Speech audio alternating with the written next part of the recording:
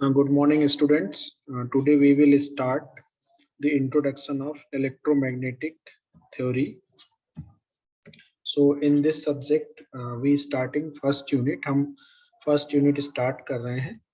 तो first of all, हम सबको ये जानना बहुत जरूरी है कि इस सब्जेक्ट में हम लोग इलेक्ट्रोस्टैटिक्स, मैग्नेटोस्टैटिक्स, इलेक्ट्रोमैग्नेटिक के बारे में पढ़ेंगे. तो बेसिकली ये क्या है, जब कोई भी चार्ज रेस्ट में रहता है तो हम उसको, उससे जो भी फील्ड प्रोड्यूस होती है, उसकी जो भी एनालिसिस होती है, वो हम इलेक्ट्रोस्टैटिक्स, स्टैटिक्स वर्ड का मतलब होता है कि जो भी चार्ज है वो रेस्ट में है तो उस समय उसके क्या बिहेवियर्स होंगे. Then if charge is start moving, but जो भी चार्ज हमारा मूव कर रहा है वो एक कांस्टेंट स्पीड से या एक कांस्टेंट वेलोसिटी से मूव कर रहा है, तो उससे जो भी चीजें निकल के आती हैं उनकी जो स्टडी है मैग्नेटोस्टैटिक्स में करते हैं. इसके बाद अगर चार्ज जो है वो टाइम वेरिंग है, उसका मोशन जो है टाइम वेरिंग है, तो हम उसको इलेक्ट्रोमैग्नेटिक में लेके कंसीडर करते हैं. इस तरीके से 3 टाइप्स की कैटेगरी में पूरे सब्जेक्ट को डिवाइड किया गया है: इलेक्ट्रोस्टैटिक्स, मैग्नेटोस्टैटिक्स और इलेक्ट्रोमैग्नेटिक. इसमें कुछ बेसिक टर्मिनोलॉजीज हैं, जैसे कि इलेक्ट्रिक फील्ड इंटेंसिटी, इसको हम कैपिटल ई से रिप्रेजेंट करते हैं और उसकी यूनिट है वोल्ट पर मीटर. नेक्स्ट है इलेक्ट्रिक फ्लक्स डेंसिटी, इसको हम रिप्रेजेंट करते हैं कैपिटल डी से, जिसकी यूनिट है कूलाम पर square metre. Magnetic field intensity, जिसको हम एच से रिप्रेजेंट करते हैं. मैग्नेटिक फ्लक्स डेंसिटी, जिसको हम बी से रिप्रेजेंट करते हैं, इसकी यूनिट है टेस्ला. तो ये बेसिकली 4 बहुत ही इंपॉर्टेंट पैरामीटर्स हैं जिसकी हम थ्रू आउट सब्जेक्ट एनालिसिस करेंगे. फिर नेक्स्ट है कि इलेक्ट्रोमैग्नेटिक फील्ड्स हो, तो इसके एप्लीकेशंस की बात करें तो जो हम मोबाइल फोन और टावर के बीच में जो वायरलेस कम्युनिकेशन कहीं पे भी हो रहा है तो उसके पीछे इलेक्ट्रोमैग्नेटिक वेव्स होती है. नेक्स्ट, इसमें इस सब्जेक्ट में एक और चीज इंपॉर्टेंट है, स्केलर क्वांटिटी और वेक्टर क्वांटिटी. तो ऐसी क्वांटिटी जिसका सिर्फ मैग्नीट्यूड होता है, कोई डायरेक्शन नहीं होता, उसको हम स्केलर क्वांटिटी बोलते हैं. वेक्टर क्वांटिटी ऐसी क्वांटिटी जिसमें मैग्नीट्यूड और डायरेक्शन दोनों होती है, तो वो क्वांटिटी वेक्टर कहलाती है. तो यहाँ पे हम पूरे 3 डायमेंशनल में चीजों की एनालिसिस करते हैं, इसलिए हमें स्केलर और वेक्टर की भी बहुत जरूरत पड़ेगी. नेक्स्ट है यूनिट वेक्टर, या इसको हम डायरेक्शनल वेक्टर बोलते हैं.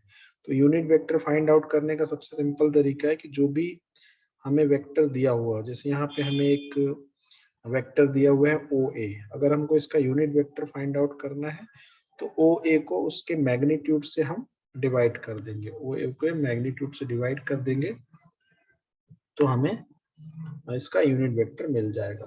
तो इसी तरीके से अगर हम देखें तो जो हमारा कार्टेशियन कोऑर्डिनेट सिस्टम होता है जिसमें एक्स एक्सिस, वाई एक्सिस और जेड एक्सिस होते हैं, तो एक्स एक्सिस का यूनिट वेक्टर क्या है ए एक्स, वाई एक्सिस का यूनिट वेक्टर क्या है ए वाई और जेड एक्सिस का यूनिट वेक्टर क्या है ए जेड. देन हम देखें नेक्स्ट आता है पोजीशन वेक्टर. तो पोजीशन वेक्टर क्या है कि स्पेस में किसी भी पॉइंट के पोजीशन को रिप्रेजेंट करता है. पोजीशन का क्या मतलब होता है कि जैसे यहाँ पे कोई पॉइंट P है, तो ये एक्स एक्सिस से इसकी क्या डिस्टेंस है, जैसे हम यहाँ पे देखें तो एक्स एक्सिस से इसकी क्या डिस्टेंस है, एक्स एक्सिस से इसकी वाई डिस्टेंस है. वाई एक्सिस से इसकी कितनी डिस्टेंस है, तो this is Y X distance from Y axis.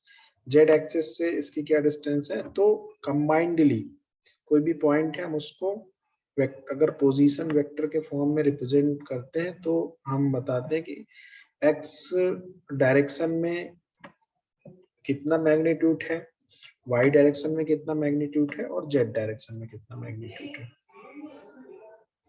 Then अब हम आते हैं डिस्टेंस वेक्टर. डिस्टेंस वेक्टर में क्या करते हैं, यहाँ पर हम 2 पॉइंट के बीच का डिस्टेंस फाइंड आउट करते हैं. जैसे यहाँ पे हमारे पास एक पॉइंट P है, दूसरा पॉइंट Q है, हमको इन दोनों का डिस्टेंस फाइंड आउट करना है.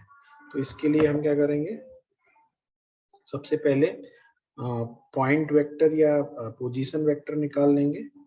तो हम यहाँ पे देख सकते हैं कि हमारे पास जो पोजीशन वेक्टर है, तो P की जो पोजीशन है वो क्या है, x1 ax, y1 ay, Q की क्या पोजीशन है, x2 ax, y2 z2 az। तो ये हम P और Q पॉइंट की पोजीशन निकालेंगे। यहाँ से फिर हम इन दोनों के बीच का डिस्टेंस निकालेंगे। वो कैसे निकालेंगे, अगर हमें पी क्यू निकालना है तो जो बाद में आ रहा है उसको पहले लिख देंगे, फिर जो पहले आ रहा है उसको बाद में। इस तरह से हमें मिल जाएगा x2 minus x1 ax plus y2 minus y1 ay plus z2 minus z1 az।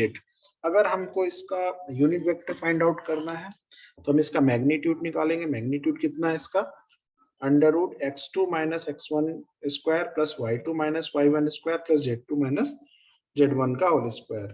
इसको हम वेक्टर को उसके मैग्नीट्यूड से डिवाइड कर देंगे तो हमें इसका यूनिट वेक्टर मिल जाएगा जो कि APQ है।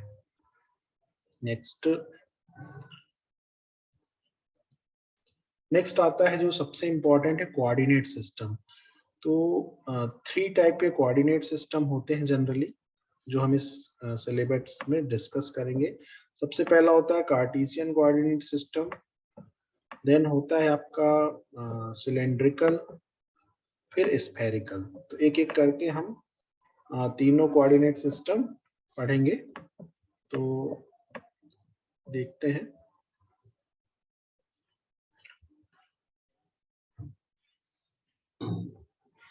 तो यहाँ पर हम देख रहे हैं सबसे पहला जो हमारा कोऑर्डिनेट सिस्टम है वो है Cartesian coordinate system. Cartesian coordinate system, तो कार्टेशियन कोऑर्डिनेट सिस्टम में हम देखते हैं इसमें एक्स एक्सिस है, वाई एक्सिस है और जेड एक्सिस है।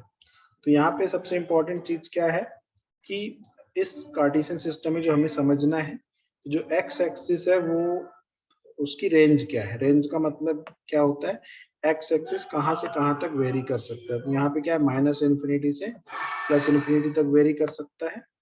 वाई एक्सिस जो है माइनस इन्फिनिटी से प्लस इन्फिनिटी तक वेरी कर सकता है। जेड एक्सिस जो है माइनस इन्फिनिटी से प्लस इन्फिनिटी तक वेरी कर सकता है। नेक्स्ट हम बात करें तो किसी भी कार्टेशियन सिस्टम में 3 चीजें हमें फाइंड आउट करनी रहती हैं। एक DL जिसे हम डिफरेंशियल लेंथ बोलते हैं, दूसरा DS जिसे हम डिफरेंशियल सरफेस बोलते हैं, तीसरा DV जिसे हम डिफरेंशियल वॉल्यूम बोलते हैं। तो ये 3 चीजें अगर हम फाइंड आउट कर लेंगे तो उस कोऑर्डिनेट में आने वाले किसी भी चीज की हम एनालिसिस कर सकते हैं। तो सबसे पहले हम डिफरेंशियल लेंथ किसी भी कोऑर्डिनेट सिस्टम में बहुत ही आसानी से पता कर सकते हैं। जैसे मान लीजिए यहाँ पे एक्स एक्सिस है, तो इसमें एक स्मॉल डिस्टेंस क्या हो सकती है, dx। एक्स एक्सिस में एक स्मॉल डिस्टेंस, तो जो भी हम कोऑर्डिनेट ले रहे हैं उसमें एक स्मॉल डिस्टेंस ले लेंगे। फिर हम y एक्सिस में देखें तो ये y एक्सिस इस डायरेक्शन में मूव कर रहा है, तो यहाँ पे हमने एक स्मॉल डिस्टेंस ले ली dy। फिर हमने ले लिया z डायरेक्शन में एक स्मॉल डिस्टेंस ले ली dz। तीनों को ऐड कर देंगे तो हमें dl मिल जाएगा। यहाँ पे हम देख सकते हैं तीनों को हमने ऐड कर दिया, dx ax plus dy ay plus dz az। इसका हम मैग्नीट्यूड निकालेंगे तो मैग्नीट्यूड कितना आ जाएगा, dx square plus dy square plus dz square का अंडर रूट। अब हमारा dl निकल गया। अगर हमें dl मिल गया तो हम dl की मदद से dv बहुत आसानी से निकाल सकते हैं। कैसे, तीनों को मल्टीप्लाई कर देते हैं, dx dy और dz, इन तीनों को मल्टीप्लाई कर देंगे तो हमें क्या मिल जाएगा, dv। अब हमें निकालना है ds, तो ds निकालने के लिए देखेंगे हम, तो यहाँ पर हम अगर देखें ध्यान से, अगर हमें dl मिल गया है, जैसा कि हमने देखा था कि हमें जो dl मिला था, dl कितना मिला था, dx ax plus dy ay plus dz az। तो अगर आपको एक बार dl मिल जाता है तो इसकी मदद से अगर हम x डायरेक्शन में, x डायरेक्शन का क्या मतलब होता है कि इस डायरेक्शन में, यहाँ पे अगर हम देखें ध्यान से, इस डायरेक्शन में आपको एरिया फाइंड आउट करना है। तो एक्स वाले पार्ट को छोड़ के बाकी दोनों को मल्टीप्लाई कर देंगे। यहाँ पे हम देख सकते हैं एक्स डायरेक्शन में यहाँ पे dy और dz को मल्टीप्लाई कर दिया और डायरेक्शन क्या हो जाएगी, एक्स हो जाएगी। इसी तरीके से अगर हमें y डायरेक्शन में फाइंड आउट करना है तो हमने यहाँ पे ay डायरेक्शन लिख दी और y वाले डिफरेंशियल लेंथ को छोड़ के बाकी दोनों को मल्टीप्लाई कर दिया। इसी तरीके से अगर हमें z डायरेक्शन में एरिया फाइंड आउट करना है तो हमने az लिख दिया और z वाले कंपोनेंट dz को छोड़ के बाकी दोनों को मल्टीप्लाई कर दिया। तो इस तरीके से हमें x y z तीनों डायरेक्शन में सरफेस मिल गया। तो किसी भी कोऑर्डिनेट सिस्टम में बेसिकली तीन चीजें हमें निकालनी रहती है, डिफरेंशियल लेंथ, डिफरेंशियल सरफेस और डिफरेंशियल वॉल्यूम। तो इसकी मदद से हम उस पूरे कोऑर्डिनेट सिस्टम की एनालिसिस कर सकते हैं।